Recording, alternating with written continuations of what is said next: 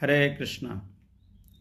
भक्त त्रिभुवन को पवित्र करता है, एक स्थान को नहीं, त्रिभुवन स्वर्ग मर्त्य पाताल को पवित्र करा देता है। ये मैं नहीं बोल रहा हूँ, श्रीमद् भागवत कह रहे हैं। भागवत के 11 स्कंद के 14 अध्याय के 24 नंबर श्लोक में कहते हैं, बाग गदा गदा द्रव तेजस्य चेतम रुद्यत्य भिक्षणम हसति को चित बिलज उद्गायन्ति नृत्यते च मद्भक्ति युक्त भुवनम पुनाति। कहते हैं जिसके वाणी प्रेम से गदगद हो जा रही है, जिसका वाणी बोलने मात्र से गदगद, शरीर पुलकित हो जाता है, चित्त पिघल करके और ऐसा बहता रहता है, मतलब शरीर से पुलकाश्रु हो जाता है। नयनम गलद सुधारा या बदनम गदगद हृदया गिरा, चैतन्य महाप्रभु जैसे कहते हैं। एक क्षण के लिए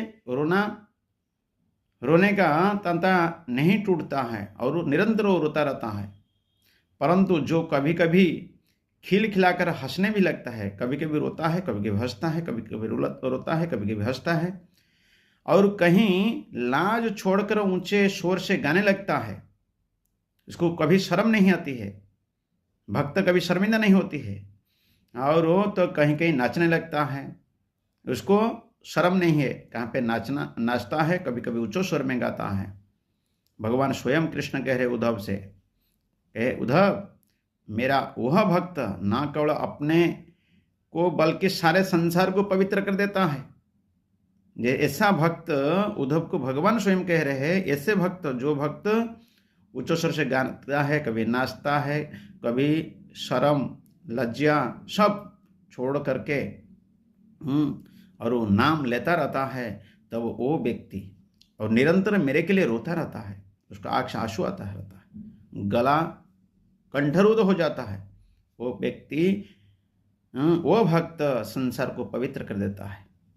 इसलिए तो कहते हैं क्या कहते हैं, दर्शन पवित्र करो ये तुम्हारा गुण, दर्शन पवित्र कर देता है।